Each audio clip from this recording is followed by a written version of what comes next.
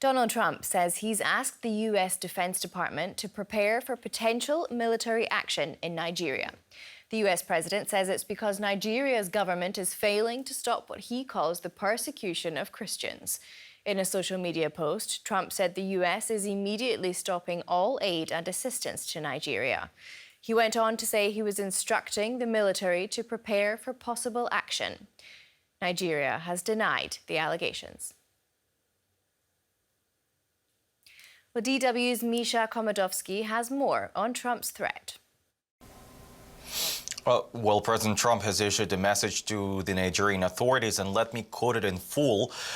If the Nigerian government continues to allow the killing of Christians, the USA will immediately stop all aid assistance to Nigeria and may very well go into that now disgraced country, guns a-blazing, to completely wipe out the Islamic terrorists who are committing these horrible atrocities. I'm hereby instructing our Department of War to prepare for possible action. If we attack, it will be fast, vicious, and sweet, just like the terrorist thugs attack our cherished Christians. Warning, the Nigerian government better move fast, end of quote. And now, let's break it down. President Trump didn't specify which Islamic terrorist he meant. Boko Haram is the most well-known and historically deadly Islamist group in Nigeria. It's part of a wider network of extremist movements. The main jihadist group in the region today is the Islamic State West Africa province, which both the United States and the United Nations classify as a foreign terrorist organization.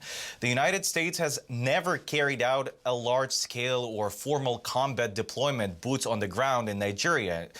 U.S. involvement has been limited to, say, training, intelligence sharing, and counterterrorism support in coordination with the Nigerian government. So what led to Trump's warning here? The U.S. Commission on International Religious Freedom recently urged Washington to label Nigeria a country of particular concern in 2025 due to ongoing persecution of both Christians and Muslims. A bill was also introduced in the Senate to sanction Nigerian officials accused of enabling violence against Christians specifically. Notably, President Trump post refers to our cherished Christians, even though the United States is not officially a Christian nation. Nigeria's religious conflict is complex. Both Christians and Muslims suffer violence, though the dynamics differ by region.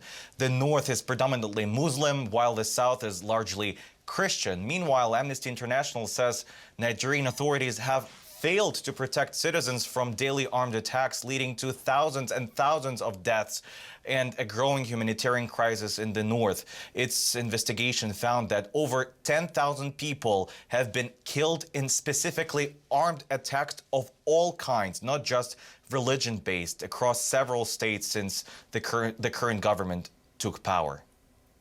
Okay, so certainly a complicated issue there. But in terms of policy, how is this getting along with Donald Trump's self-image as a peacemaker? Well, Trump's 2024 campaign promise, if we remember, was explicitly about avoiding new wars, saying he would stop wars, not start them. But in his post about Nigeria, he threatens to send U.S. forces guns a-blazing. That's important, and even orders the Department of War to prepare for possible action. How large will this action be? We don't know yet, but he describes a possible attack as fast, vicious, and sweet.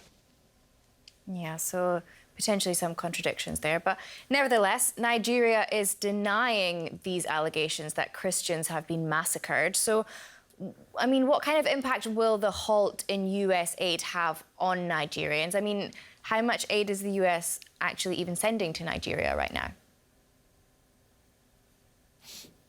Well, the U.S. is by far the largest bilateral donor, contributing over $1 billion to Nigeria annually. In September this year, Washington approved $32.5 million in direct humanitarian assistance to Nigeria to help address hunger among internally displaced persons. Roughly, health and humanitarian aid, if we take a look at the statistics, make up the largest portion here, followed by security-related support. And if the United States stopped aid to Nigeria, millions could potentially lose access to HIV treatment, to vaccinations, to food assistance, especially in conflict-related areas.